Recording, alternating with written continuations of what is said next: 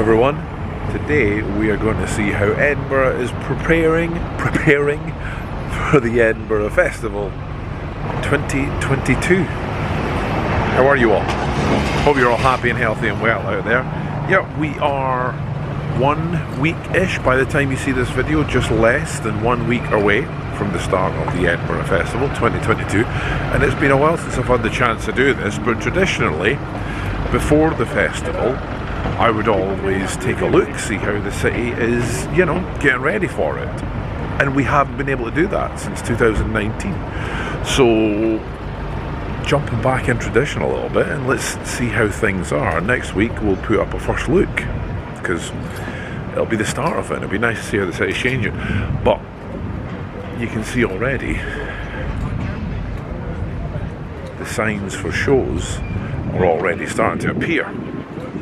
There's definitely starting to be a buzz around about town. Everywhere's kind of preparing for the Fringe. Now the Fringe is going to be slightly different this year, not massively. It's generally settling back to what it was pre-pandemic. I just mean number-wise. Edinburgh Airport has said that although people leaving Edinburgh, tourists,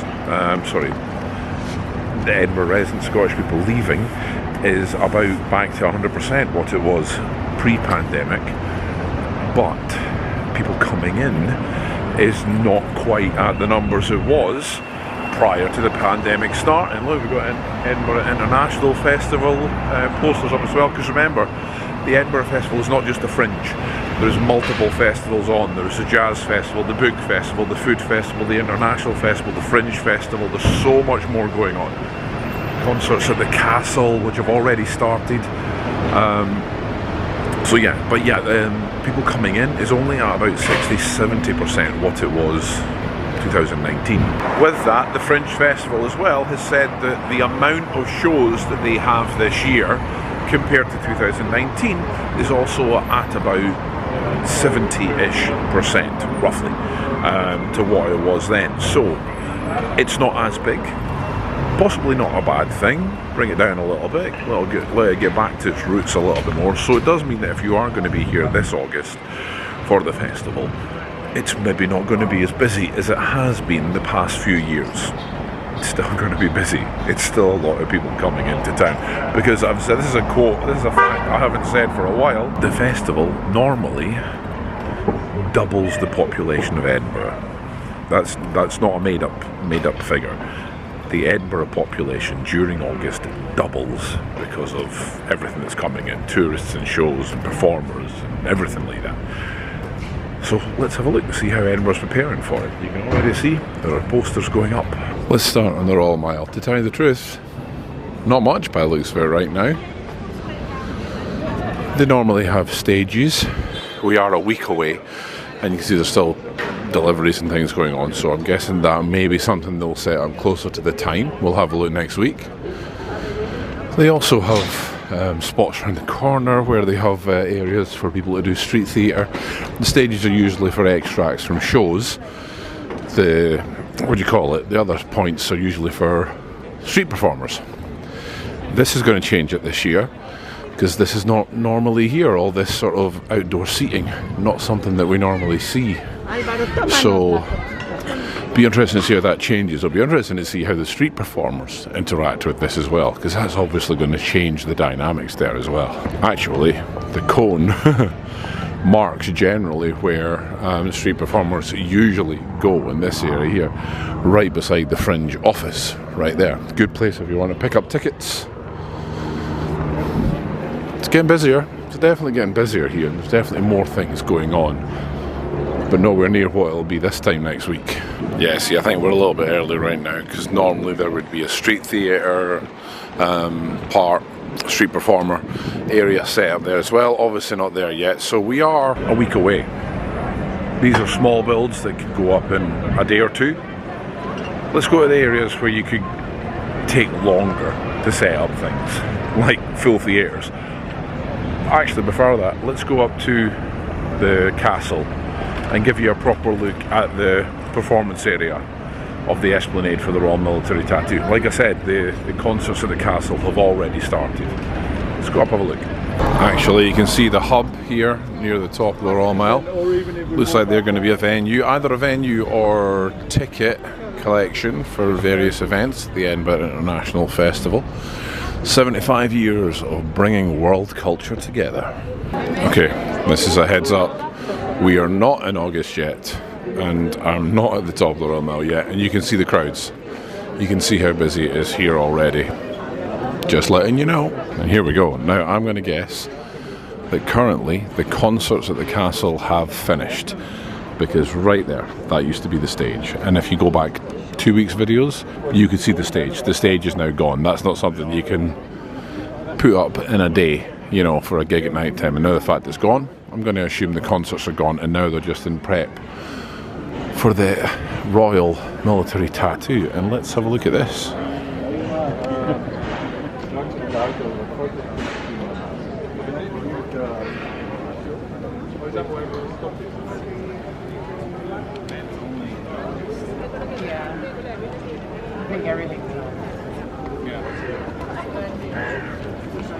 With possibly the best backdrop of any show ever. The Edinburgh, I'm giving it the Edinburgh Castle, the one and only. There are other castles may exist, but that is the Edinburgh Castle. Not a bad backdrop for a show, isn't it? So the area that, for those of you that don't know, the area that we're standing on right now, the Esplanade, is essentially the stage for this incredible show, because it does take up this entire area. So you can definitely see, this is it, this is ready. This is all ready. I know it's busy, but I do love it. Going to avoid the grass market. Not really much point. I can't imagine they're really building anything there for the fringe. There might be the odd stage, maybe for some street performers, but if there is, we know it's not going to be there right now, so we're going to head all the way down here, down the bridges, to Bristol Square and George Square, where there's usually something going on. So here we are at Bristol Square, and it looks like Underbelly have their box office here, as well as 4 venues, venue 302 with 4 performance spaces. Food, drinks, chill out area, AstroTurf Lade. It's really exciting to see all this coming back. I'm really happy that it's coming back. I genuinely missed it. The last couple of years I have missed it. I mean, 2 years ago the place was a ghost town. Last year the festival was on, but by no means to this extent. It was a lot of virtual events, which I think they're continuing, but yeah, it's really nice to have this back. Looks like there's going to be some performance spaces in there. It's purple, which probably means it's going to be Underbelly as well. This here is usually the Gilded Balloon. I'm going to guess it is. It would be odd for them not to use that when they have used it for so long. I could be wrong, I'm by no means perfect, I know, but so nice to see all this going back up again. Let's go down to George Square. If we look down here, Assembly is set up in George Square. Possibly already open, because I think the Jazz Festival may have already started, so this could be up and running already. Then again, maybe not. So it's going to be difficult to have a look at because it doesn't look like it's open, but definitely Underbelly over there, so don't get confused. Underbelly, run by the same people. It's usually a big upside down cow. Looks like they have the far side of George Square, which is fairly common, and Assembly have the near side of George Square. Lots of street vendors for food getting ready. Oh, we can have a peek, we can have a peek. Yeah, people are still working. No alcohol past this point. Yeah, look. A couple of venues set up there. Now round about George Square, Assembly have other venues as well. So they've got Assembly 1, 2 over there. They usually have the George Square Theatre over here as well. Yep, looks like it's fairly back to standard work now. Assembly have taken the George Square Theatre. It's actually a lecture theatre for Edinburgh Uni, but it gets a lot of it becomes a nice performance space for a lot of people. How do I know? How do I know? Because back in 2010, I was the venue manager. That's a long time ago. Oh, busy here, but yeah, I see the purple, see through the fence there, I see the purple look of an upside down cow, so that is definitely underbelly in there as well. So everything is properly, generally what it was before by the looks of it. Obviously next week we won't come out on day one. We'll be out on day one at the festival and we'll have a good look around, really just seeing what's prepping. I'm going to guess the Pleasance is setting up as well. I actually never had a look when we were at Bristol Square, because usually have the Pleasance Dome, and they have the Pleasance Courtyard. Don't know if I'll have time to go to both. Let's go back up to Bristol Square and see if they're setting up the Pleasance Dome, because you could place money on the fact that the Pleasance Courtyard, that'll be open. It's difficult to tell, but yes, I'm going to say that there was a big entrance being made right at the building's entrance. So yeah, I think next week when we have a look about properly when it starts, it's a bit difficult. Right now we're essentially looking at building sites, let's be honest. But yeah, I think next week, once it starts, we will be generally looking like it did all the festivals prior.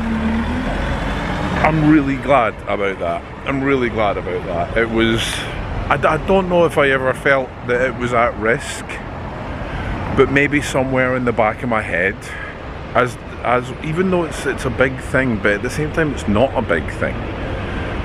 All these companies, you know, they haven't had shows for 3 years. Can you name a business that would last for 3 years without being able to do business?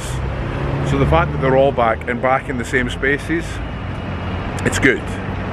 I know the festival in itself is a kind of 50-50 thing to Edinburgh, and I think probably that's because a lot of people from Edinburgh just don't try it. They just think it gets busy, but it's an important part of Edinburgh, and I'm over the moon that it's back. We're on Chamber Street right now, because just want to check, there's usually a venue down there as well. Train spotting, always. You know what we should do? We should play festival bingo. One day we'll play festival bingo, but I was just, you know, right on Chamber Street beside the museum here, and this statue caught my eye, which I've never really noticed before. It's obviously not new, but I've never noticed that this person is, you know, concerned about their personal hygiene and giving their armpit a sniff. But it happens to all of us, you know, every now and again you just have to check. May have noticed their first difference. That's usually a venue, and usually by now you'd be setting up, and there is nothing outside.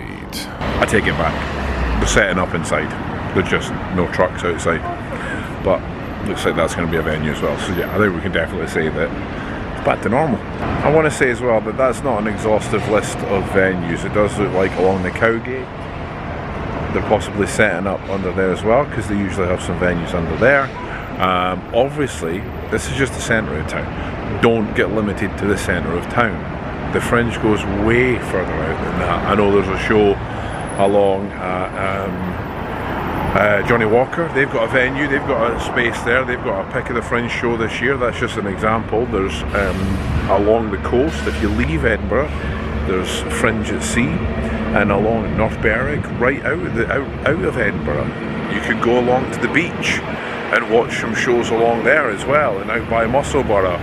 And obviously there's going to be stuff going down by Leith as well. So I'm just having a look to see how the centre of town is setting up. But please, please, please don't get stuck in the centre of town. Have a look, see what's happening at other places. There'll be things going on in Prince Street Gardens, for example, as well. So explore. Don't get stuck in the middle. I just wanted to look to see if the big venues are being set up. Don't miss the small venues. So there you have it. We're back on the Mile now, and you can see that the town is getting ready for the festival. So I hope you'll join me next week as we have a first look at the festival opening up. Well, day one, we will be here day one to see what it's like. If you haven't already, please remember, leave a like, leave a comment, subscribe if you haven't already. It would be amazing if you could. New people have came onto Patreon to support as well. Thank you so much, guys. You've no idea how much it means. Bands are setting up in the corner. Till next time, bye humans.